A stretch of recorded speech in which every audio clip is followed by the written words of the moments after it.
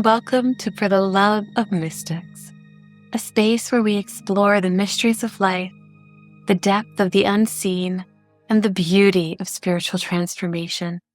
I'm your host, Jennifer Jurkofsky. I'm an author, counselor, and seeker who has dedicated my life to helping others uncover the deeper truths that guide our journeys. Together, we'll dive into fascinating conversations with visionaries, healers, and mystics who share their wisdom and experiences to inspire and awaken the mystic within us all. Today, I am thrilled to introduce you to Lara Atwood.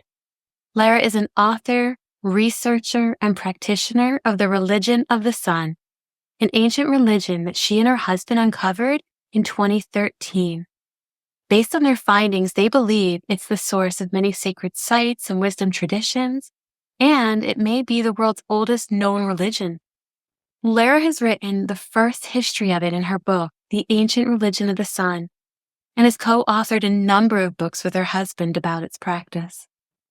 To do this, she has spent more than a decade researching ancient sites, sacred texts, and spiritual traditions across the globe.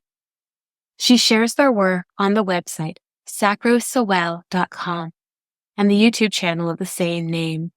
Sacrosowell means sacred sun in the ancient Proto-Indo-European language. I'm so excited to welcome you, Lara. Thank you for being here with me. Lovely to be with you, Jennifer. Thank you for having me. To get us started, I'd just like you to share a little bit about this journey that brought you into researching and uncovering all of this amazing knowledge. Began pretty much back in 2011. So then it was the summer solstice, and my husband turned to me and said, you know what, we should do something for the summer solstice. And so we decided to research ancient traditions just to see how they had celebrated it, to conduct, to put together our own ceremony for it. That just started us on a journey that we've been on ever since. We started to discover that actually the solstices and equinoxes were really important in ancient times. So hundreds, maybe thousands of sites all across the world in lots of different cultures and traditions are aligned to the solstices and equinoxes. And we started to realize that actually the sun had been the supreme object, you could say, or symbol of divinity and of worship and veneration. And we'd never realized this. And we kept researching and actually found that these traditions, although are believed or often understood to be disconnected from one another, were actually connected. So they had shared the same ancient religion. This is not something we expected to find. We had both been, you could say, schooled in the viewpoint that the ancient civilizations of the world had no contact with one another or very little, and especially between the Americas and, say, Egypt. A lot of the evidence for their connection had been just sort of in front of us, and we hadn't realized it was kind of like hiding in plain sight. But at some point, it really clicked, and we realized that it was beyond coincidence that all these ancient civilizations had worshipped the sun, had built pyramids, and shared a lot of other beliefs and cultural practices in common. So that's why we decided to dedicate ourselves to researching and uncovering this ancient religion, bringing it into public consciousness. It had been completely lost, and also reviving its practice. So if people would like to practice it today, they know how. That is amazing. So you mentioned all of these different sites around the world and the interconnectedness of all of that. Do you have any transformative experiences that you could share about your travels to some of these sites? So I've personally been to ancient Egypt. I've been to Angkor Wat in Cambodia and Stonehenge. Mark has traveled as well.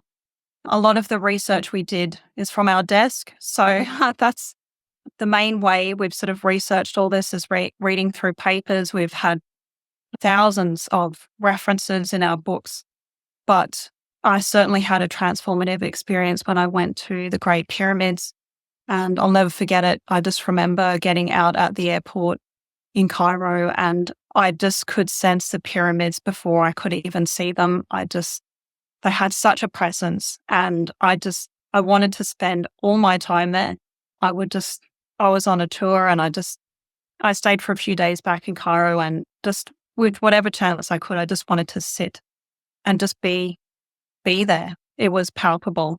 So I knew that there was something really special about the Great Pyramids. And what we've discovered about them is that we think they are the oldest surviving site where the religion of the sun was practiced in the world. So they're dated to around 2500 BC, but there is evidence that they're much older and could be as old as 36,500 BC, or about 40,000 years old. So yeah, they're just an incredible site. And we've learned a lot about the kind of spiritual beliefs of the builders, because a lot of it is encoded into the symbolism of the site. A lot of people don't realize that there are multiple alignments to the solstices and equinoxes there, and we see those beliefs as though they've been spread to other parts of the world. So it might be one of those kind of genesis points for this kind of spiritual wisdom. That is absolutely amazing. So you talk about the solstices and how it's in the writings and the temples and all of that. Can you tell me a little bit more about it? Sure. A lot of people think sun worship is something that is like a very primitive thing to do with agriculture.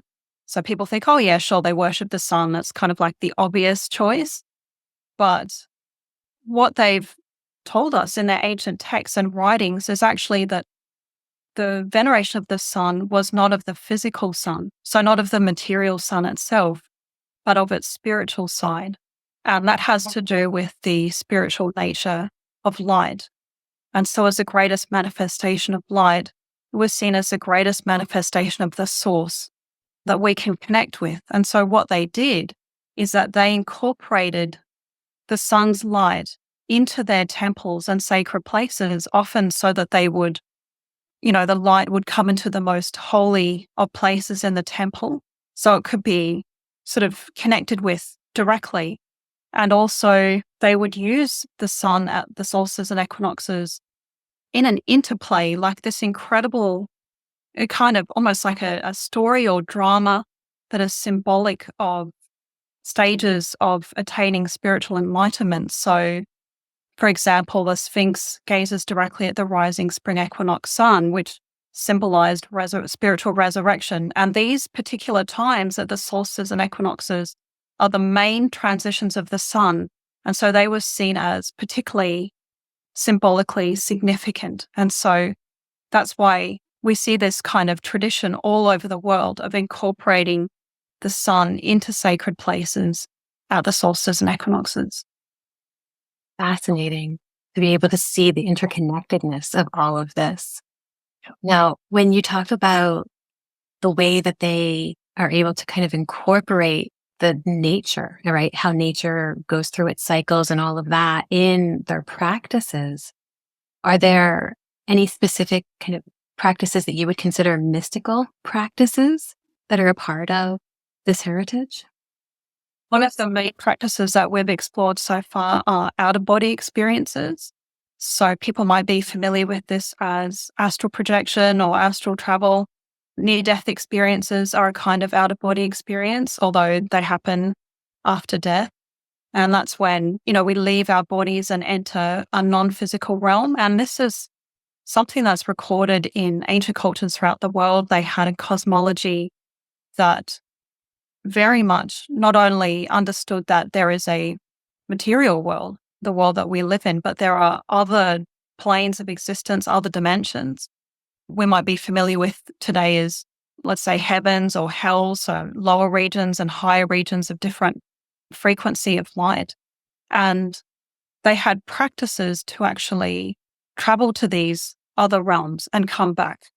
So this is one of the main practices that we found in ancient sites across the world, that ancient sites were used for practices of out-of-body experiences, and that they were seen as helping to facilitate these experiences to other realms, so that people would be able to have an understanding that there is more than the physical world, that there is life after death, that we do continue. and to bring back knowledge from those other realms as well, to share with people here and to just enrich their understanding of how to live and what the purpose of living is for. Beautiful. Thank you. It's amazing to see how these different experiences can play a significant role in guiding our spiritual evolution. So, in your experience with all of this, as far as this kind of serving as a bridge into the mystical realm, what kind of insights or understanding or even just personal evolution has come to you through this process? And it's been life-changing for us. I suppose that's the thing. A lot of people research ancient mysteries or ancient civilizations because they have a historical interest, and a lot of people are looking for evidence of advanced lost technology, and I think that's great. But our particular interest has been from a spiritual perspective.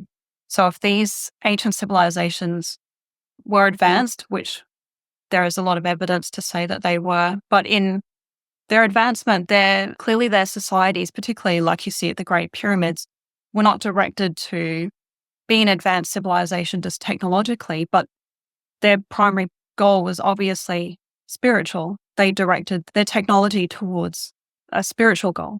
And so they must have a lot to teach us that, that spiritual wisdom that they had. They're obviously, through out-of-body experiences, for example, able to explore other worlds. And so they have a lot of knowledge that we can benefit from. And we've certainly found that their knowledge has been incredible. They have an incredible knowledge of other realms, but also of understanding ourselves and who we are and how we can develop our connection to the source. And I think that's been really transformative for me personally, is to develop that connection with the source and to do practices even with the sun and to really feel that connection. So near-death experiences, a lot of people experience going into the light and having a kind of an encounter with the light, which they understand is a creator or God. And we can have that connection to a large degree here. And that's what they were doing with incorporating light into their temples and into their daily practices and ritual. This is beautiful. So you've studied all of this, but clearly you practice all of this as well. And it's been an intricate part of your journey. When we look at this ancient religion of the sun, and then we look at modern spiritual practices, how do you balance that? How do you bring that together? I mean, you're talking about bringing in the light of the sun and all of that. What are some things that people watching could do in their day-to-day lives to incorporate some of this? We're planning to explain more in an upcoming book, but one of the most important practices was being with the sun and developing a connection with it. Like I said, I'll give you an example, like in ancient India, in the ancient texts, the Vedas, and they have the Upanishads. A lot of that was doing particularly the mantra Om. So this is a very simple practice that someone could do, is to sit out at sunrise or sunset. So these are the main times that they would do this practice.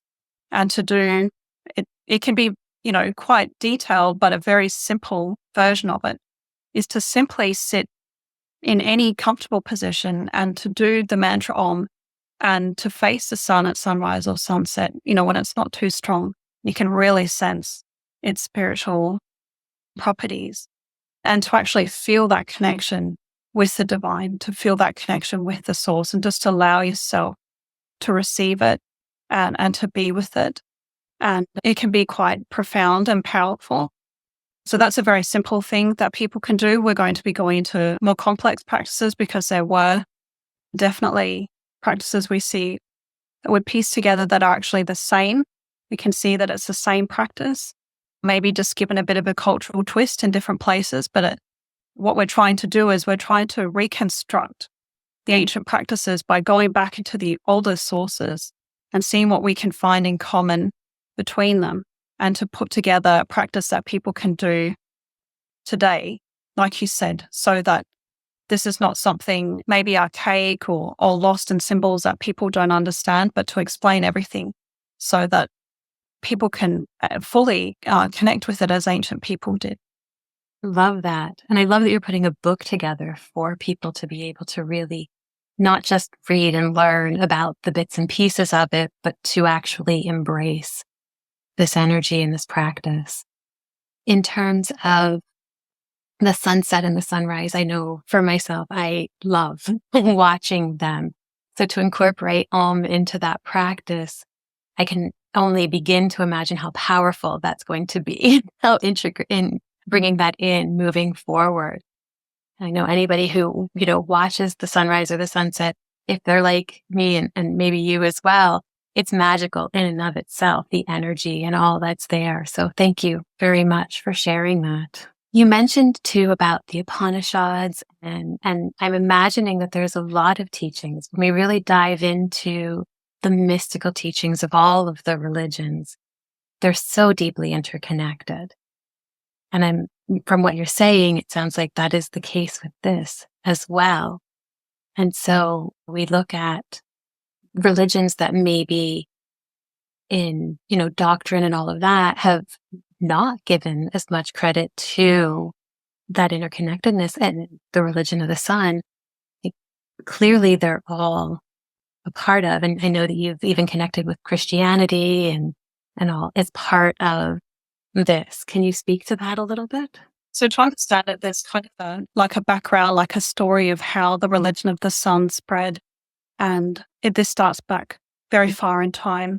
And these ancient civilizations like ancient Egypt, in India, even the Zoroastrians of Persia, they speak of a distant kind of golden age when there was this sort of Sanatana Dharma, which is just the ancient and eternal way. So there was just a very natural understanding of spirituality before lots of different religions and ideologies formed. And that this was the time when the gods, as it says in Egypt, first manifested and took up bodies as humans. It was understood as a very spiritual time. There's evidence that these ideas spread very far back in time. And that's how we get this real interconnectedness between traditions, is that they've been sort of interacting with each other and branching off from each other and even influencing each other again and again through time. There was also a more recent period where there was a sort of a global cataclysm that was recorded in mythologies worldwide, like a global flood. And after this flood, you have these sages who reappear, and they're recorded in different traditions as far as the Americas and Mesopotamia and Egypt. And they give anew this spiritual wisdom, and at the center of it was the sun. So they're re-giving the religion of the sun again. And there's, again, lots of sort of spreading and intermixing. And eventually what happens is we have the rise of Christianity. And it was kind of like the end of a lot of these traditions of the ancient religion of the sun. So Christianity took over, and a lot of these traditions were lost. In Europe, for example, and the Americas, there was a lot of knowledge that was lost, and the traditions of the religion of the sun, their continuation was broken. But there is evidence that Jesus was in some way influenced by these ideas in the religion of the sun. So he has his lost years, which are very mysterious. He's just simply unaccounted for between 13 and 30. And there are a few clues in his life that there's something more going on than simply what's recorded in the four Gospels. That's one of them. Another is that at his resurrection, there are these men in white who appear in the tomb. So a lot of people think of them as angels, but actually the description of them in the Gospels and the earliest record is simply men in white robes. And they announce that he's resurrected to his disciples, which is very mysterious again. Who are these robed men in white that knew Jesus, but the disciples didn't know? So it hints at some other influence and some other group that he was a part of that was actually helping him do what he was doing. And in any case, then we have what follows, which are the ancient Gnostic texts. And they are very valuable because they record a lot of the knowledge that was contained in these ancient mystery schools from Egypt and Greece before they disappeared. So thankfully, we have some of those texts have resurfaced, and people speculate that it actually says in the text that they're the secret teachings of Jesus. We can't be sure whether they are.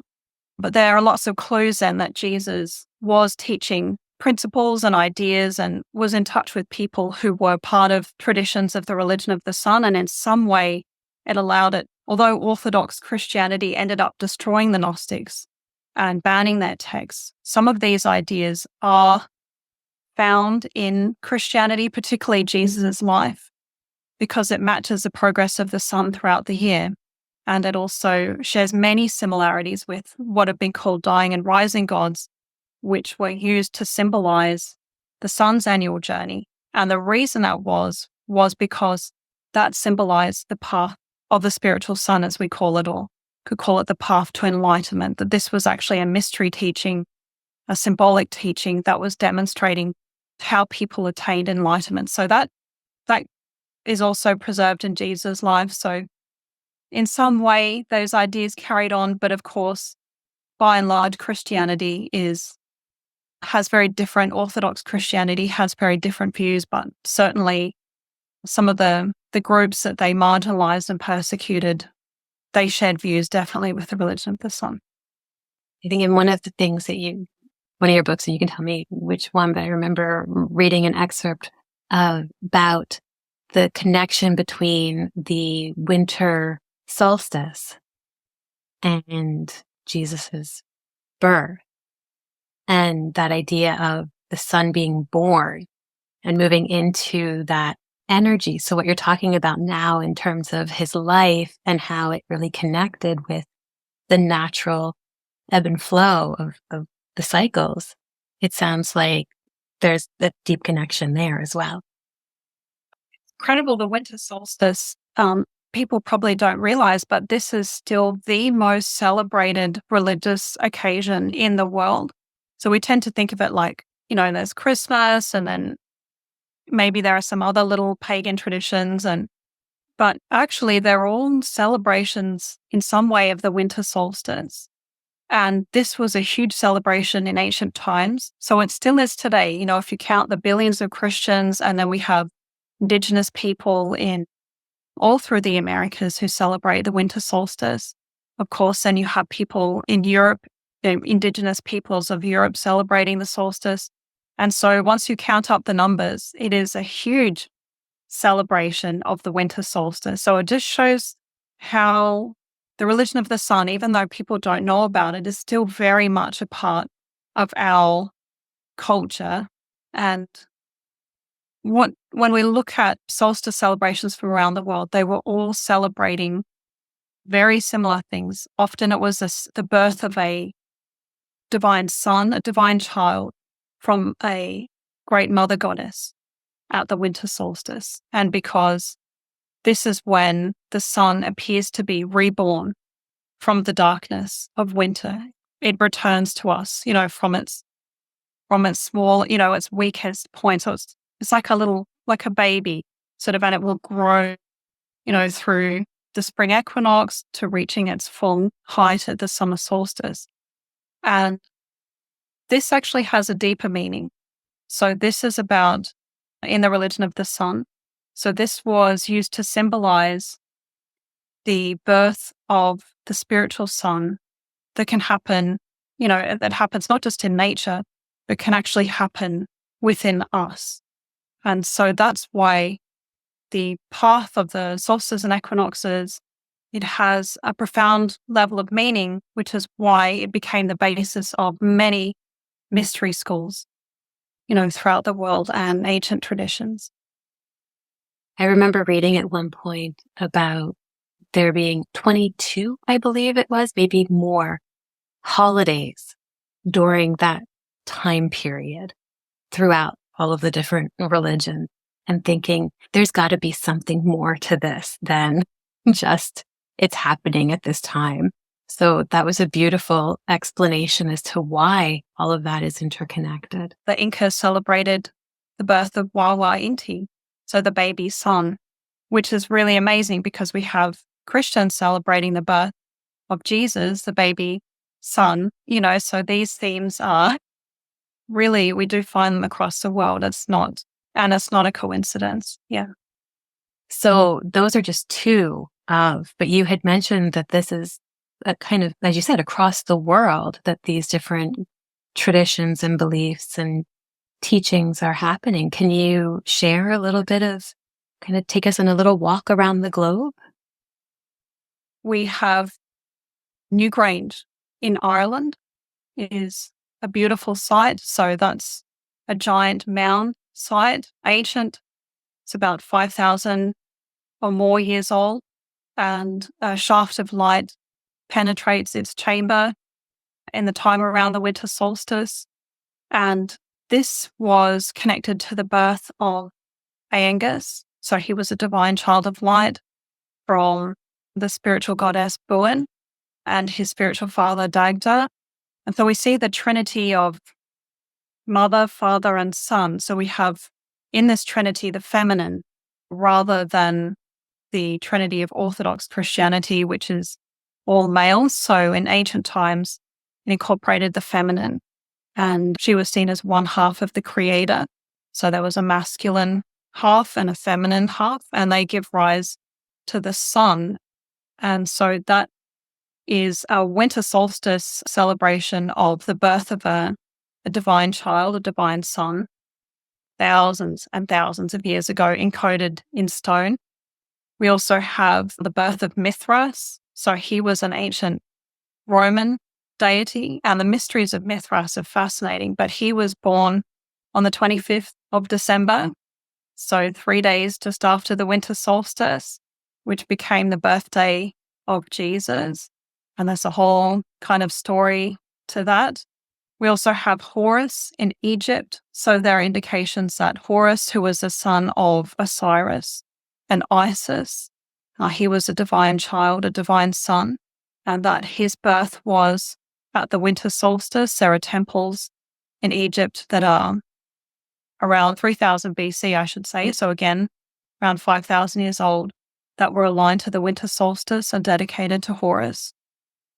So yeah, that's probably a good few. We've still got the birth of Mithra in Iran is celebrated.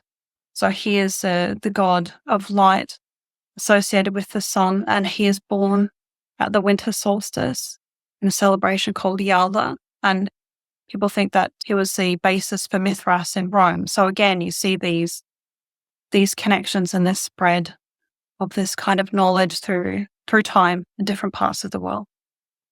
To think that that is thousands and thousands of years ago, and yet all of these places around the world are having these same amazing spiritual births and births of these teachings that come with these amazing individuals who are bringing the light to humanity. Yeah, no, literally, they're bringing the light, and that's why they connected to the winter solstice, because this divine child was considered a savior. So he literally brought the light to the world. He was the light of the world, and he not only brought it to the world, but his birth brings a light to the individual. He brings light into us as our own savior. So there's a lot to go into that, but yes, so it's all, this is the thing, ancient people, they saw the natural world as expressions of divine principles. It wasn't nature is over there and our sort of thinking about things as kind of disconnected and over here. They saw that as an expression of the divine and of creation and how it manifests and functions and how it relates not only to the external world, but also internally to us, because we're part of creation too.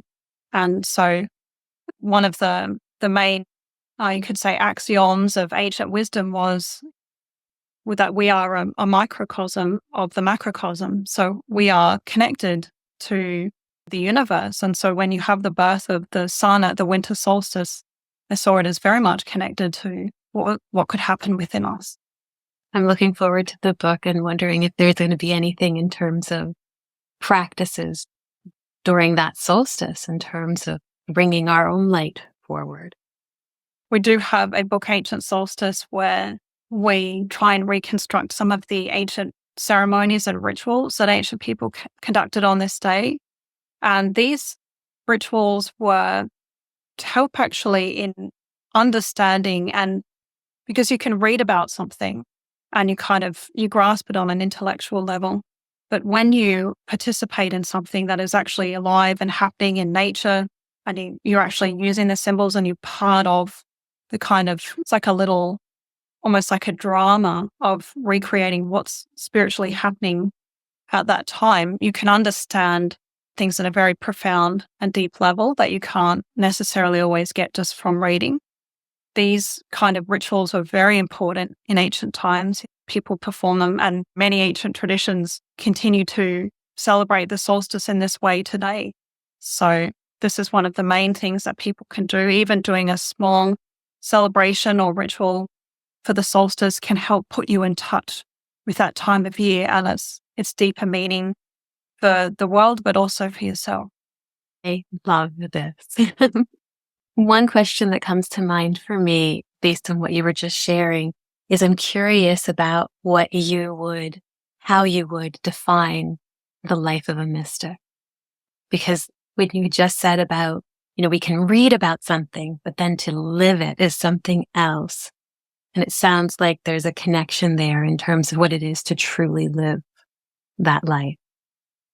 Yeah, I would say it's someone who does seek to experience things in a transcendental way rather than simply study them intellectually with the mind. And not that there's anything wrong with that, there's certainly a place for that, but a mystic seeks to, as from what I feel, seeks to internalize those things, to actually experience those things. And people have had this understanding of mystics throughout time too. So spoke a bit about the ancient Gnostics, and that's what set them apart from other branches of Christianity, including Orthodox Christianity, is that they didn't feel that Jesus was just an external figure to them, that he represented something that they could actually merge with and experience within.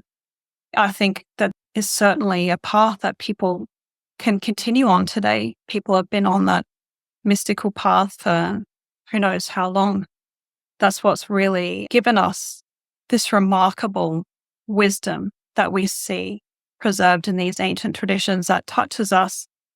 Often when I read it, it really moves me. It touches me in a way that I almost feel connected to the person who is writing it back in time. It's sort of like they're here and I'm here, and the time sort of vanishes.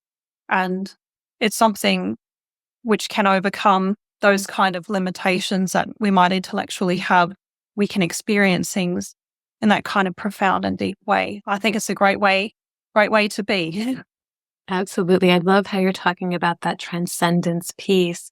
And what comes to mind is the idea of moving from just having this worship of the Christ to truly embodying the Christ consciousness and what that means in our experience. How do we bring that in deeply and then bring that forward? So it's remarkable to find these ideas and people feeling in the same way, but perhaps, just expressing themselves in their own culturally specific way for the time, but expressing the same sentiment nearly 2,000 years ago. I just find that incredible, that this is still important. This is timeless knowledge.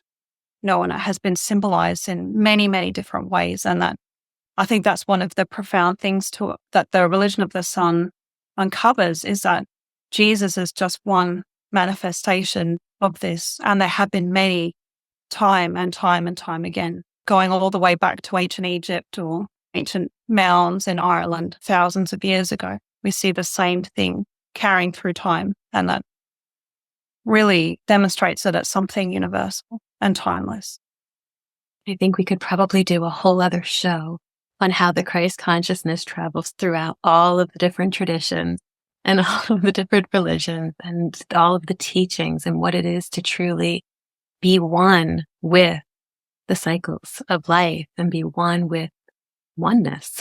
There's so much knowledge contained in these and traditions. So it's just, yeah, we're really eager to bring it out and show that it is still relevant. It's very much connected to us and what we're experiencing now. So I think a lot of the time people think about places like ancient Egypt and they have these archaic symbols and people don't know what they mean and it all looks very alien and kind of strange. But we can decode those symbols and understand what they really meant by them. We'll see that actually it's deeply relevant to what we're going through now.